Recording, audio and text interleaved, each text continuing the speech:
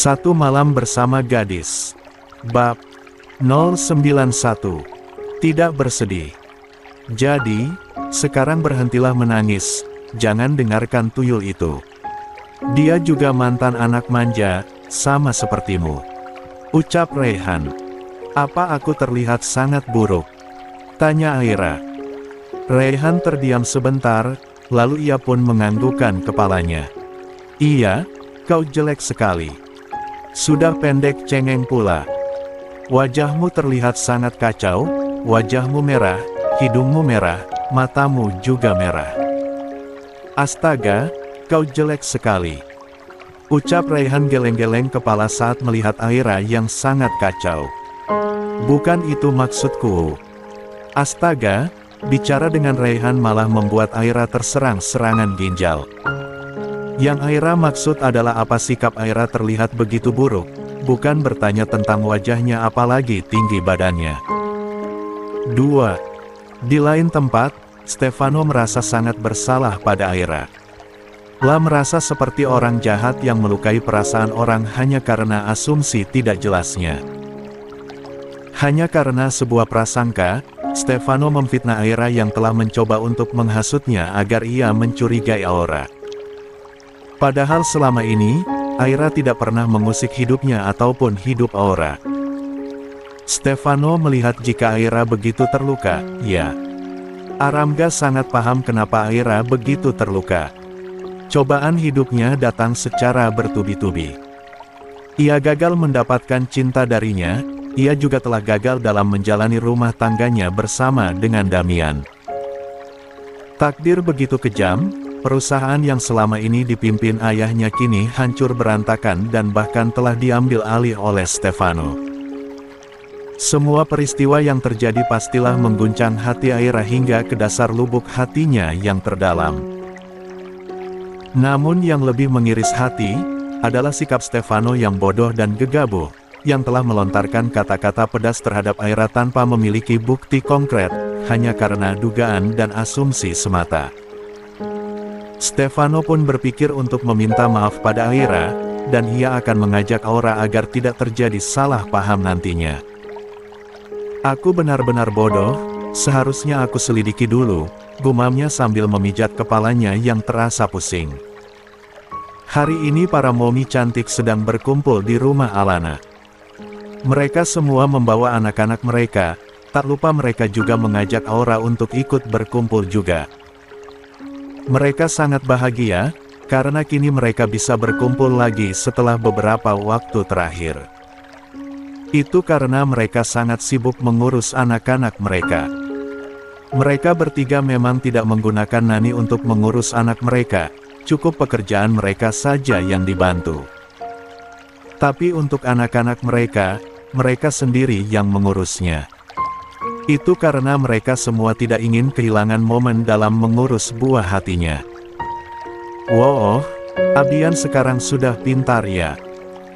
Dia sudah bisa berjalan, dan dia juga sudah mulai belajar bicara. Ya ampun, calon menantuku ini memang sangat tampan. Ucap Elisa, berdecak kagum saat melihat Abian yang sedang belajar berjalan sambil terus berceloteh ria. Terus saja katakan kalau Abian adalah calon menantumu, dia itu masih kecil.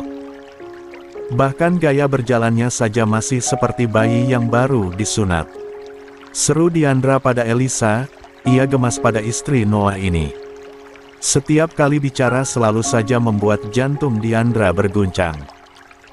Kau tidak perlu iri seperti itu Diandra, kau tenang saja, nanti aku akan punya anak perempuan lagi dan akan aku jodohkan dengan Elsan.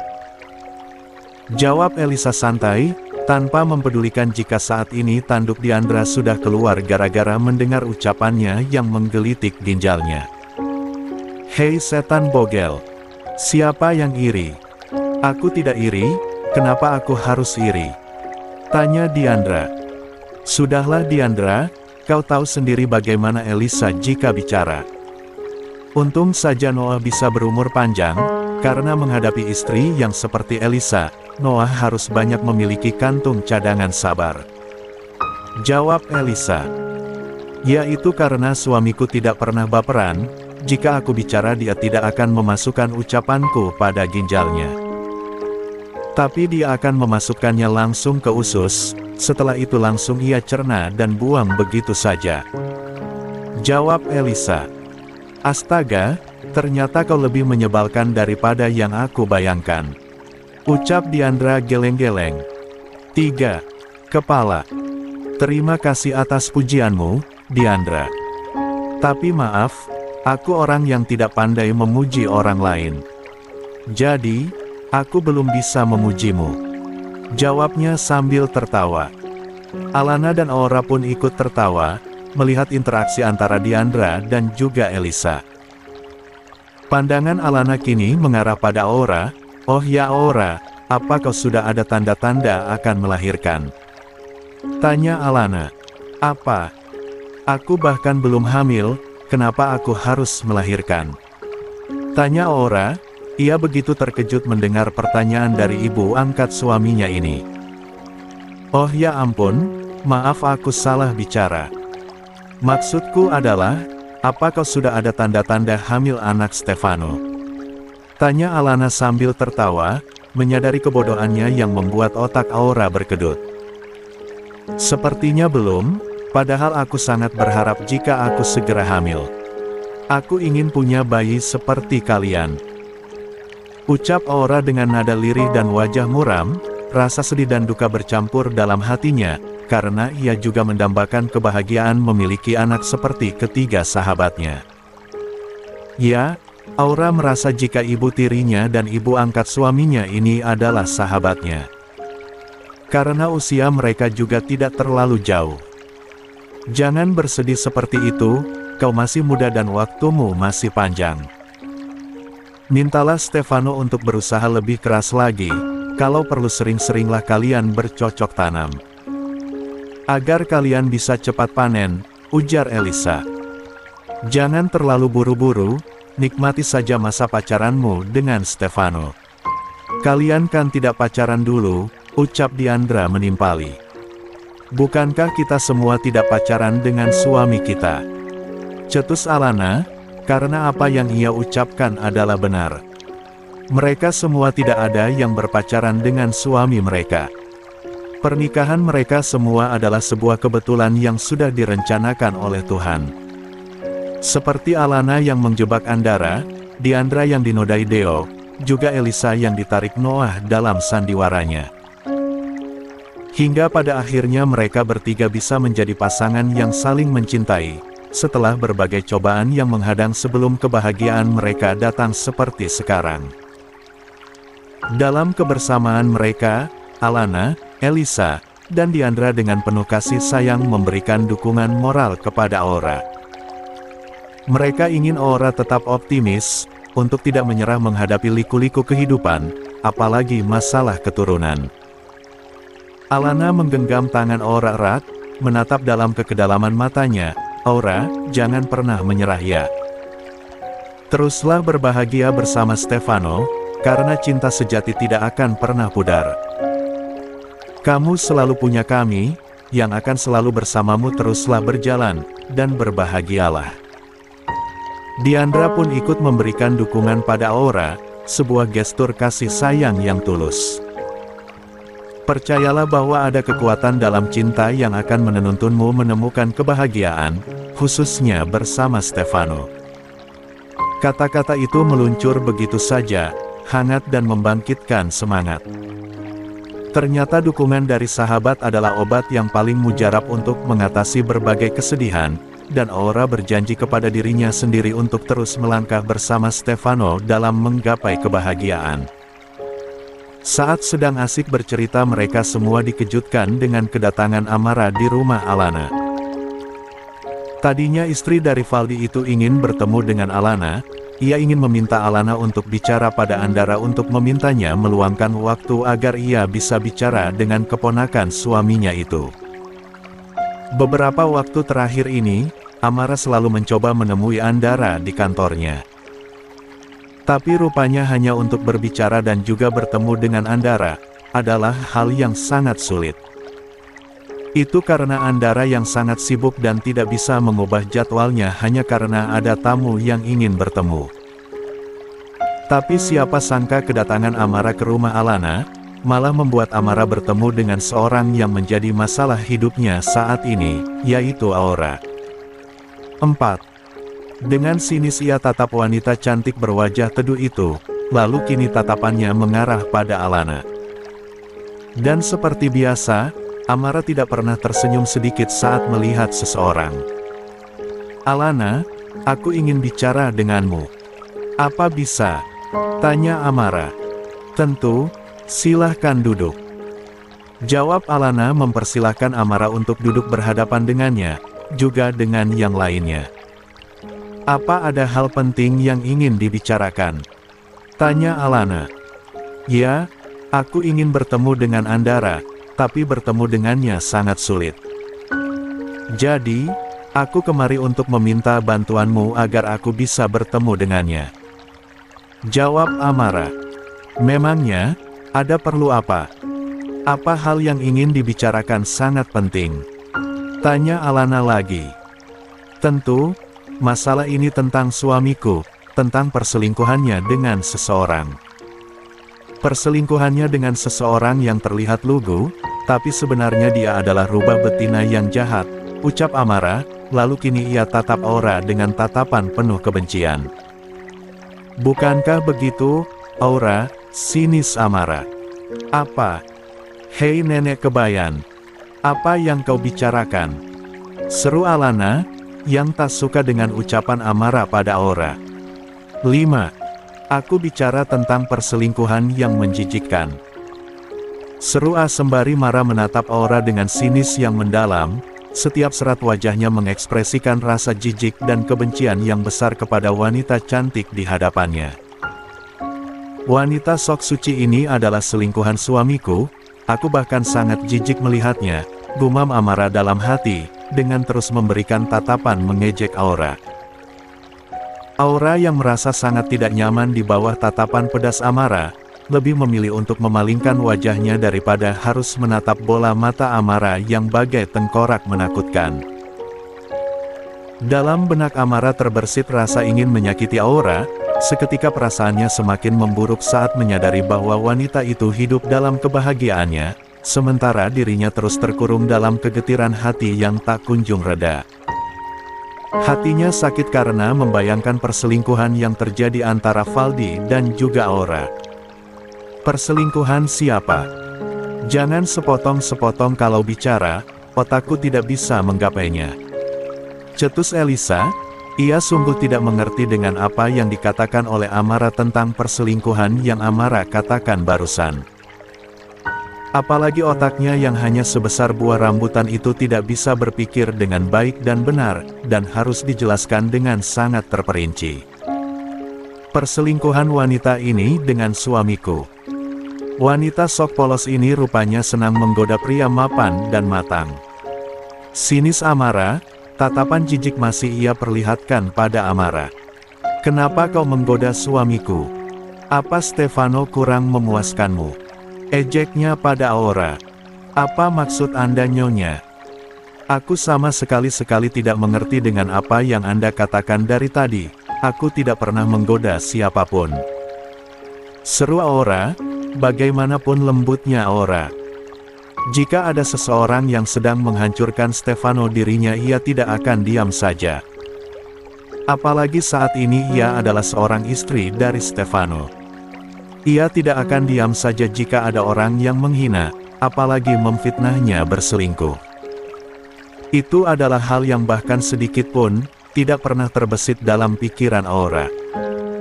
"Jangan pura-pura kau," hardiknya. Terdengar suara decakan dari bibir Diandra. Ia kesal melihat tingkah Amara yang langsung datang menyerang tanpa memberikan penjelasan yang jelas tentang apa yang ingin ia sampaikan. "Hei nyonya, apa kau tidak sadar jika suaramu itu sangat berisik? Apa kau tidak lihat ada bayi dan juga balita di sini?" Diandra mulai bangun dan hendak menghampiri Amara. Istri kesayangan Deo ini paling tidak suka jika ada yang mengganggu tidur anaknya, apalagi sejak tadi Elzan sedang mengantuk dan sebentar lagi ia akan tidur. Tapi gara-gara mendengar suara Amara, bayi tampan itu kembali terbangun. Alana pun memanggil beberapa pelayan di rumahnya, untuk mengamankan Abian, Elzan dan juga Nasya. Ia tidak mau jika ketiga bayi itu melihat kebarbaran ibu mereka, ginjal mereka belum siap melihat sikap ibu mereka yang tidak biasa. Setelah bayi mereka aman dan jauh dari jangkauan, Alana pun mulai maju dan menghampiri Amara. Disusul Elisa yang juga ingin tahu tentang pokok permasalahan yang akan dibahas sebentar lagi. Sekarang katakan padaku, apa maksud dari kedatangan nenek Kebayan kemari? Apa kau ingin berkelahi denganku? Tanya Alana langsung. Pada intinya, istri dari Andara ini memang tidak suka basa-basi, ia lebih suka langsung bicara pada intinya. Sudah aku katakan, jika kedatanganku kemari adalah untuk memintamu agar bicara pada Andara. Agar ia bisa meluangkan waktunya, karena aku ingin bertemu dan bicara empat mata dengannya. Jawab Amara. 6. Lalu niatmu berbelok, hanya karena melihat aura?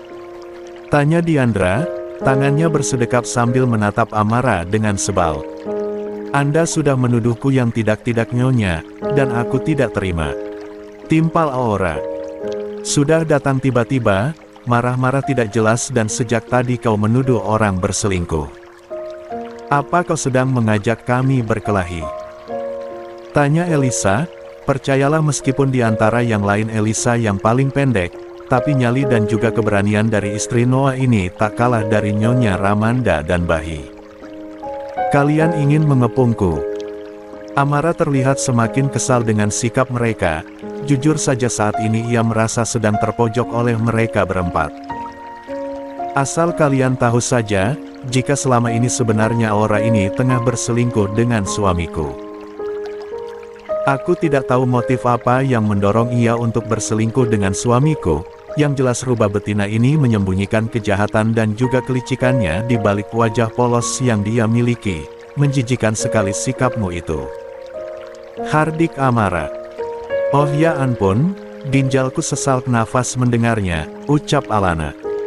Apa kau punya bukti jika suamimu yang tidak tampan itu berselingkuh dengan Aura? Jika ada, tolong buktikan padaku. Aku ingin melihatnya. Ucap Alana, ia menengadahkan tangannya berharap Amara memberikan bukti apa yang sedang ia katakan dan juga ucapkan. Sebenarnya jantung Alana sudah gatal, ia ingin sekali mengatakan kepada wanita ini jika sebenarnya Aura adalah putri kandung Valdi. Namun, ia menahan semua itu karena ia teringat dengan ucapan Andara, jika Alana tidak boleh ikut campur dalam masalah rumah tangga Pagi dan juga Amara. Andaikan Amara harus tahu, ia tidak boleh tahu dari mulut Alana. Tapi melihat situasi seperti ini, Alana tidak yakin jika ia bisa menahan mulutnya untuk tidak mengatakan apa yang sebenarnya terjadi. Jika sebenarnya Aura adalah anak Valdi dan almarhum Kejora, Alana akan membongkar rahasia itu jika keadaannya sudah sangat mendesak. Urusan Andara biar saja ia urus belakangan. Lagi pula suaminya itu tidak akan pernah bisa marah padanya. Andara tidak akan bisa menahan godaan pabrik susu murni milik Alana. Maka untuk itu, jika Andara protes nanti, Alana tinggal membuka kacamata pelindungnya dan membungkam Andara dengan susu segar miliknya. Maka urusan akan beres. Amara langsung mengeluarkan sebuah map yang sudah ia siapkan dari rumahnya. Ia memang sengaja membawa map itu kemana-mana. Karena ia berharap jika ia bisa bertemu dengan Andara dan akan menolongnya untuk menyingkirkan Valdi dari perusahaan Kelu Stefano Bahi. La tidak akan memaafkan Valdi atas pengkhianatan yang telah ia lakukan. Diandra dan juga Elisa serta Aura, melihat sebuah foto yang memperlihatkan jika Valdi tengah memperhatikan Aura dari kejauhan. Terlihat sangat jelas di sana jika Valdi menatap Aura dengan tatapan begitu dalam. Hanya foto ini? Tanya Elisa. Hanya dengan sebuah foto yang seperti ini saja itu tidak akan membuktikan jika suamimu berselingkuh dengan Aura. Bisa saja si Opet itu memang mengagumi Aura. Akan tetapi di sana terlihat jika mereka tidak terlihat bersama dan suamimu pun hanya memperhatikannya dari kejauhan. Aura pun sibuk dengan kegiatannya. Lalu apa yang kau ingin tunjukkan dari foto ini?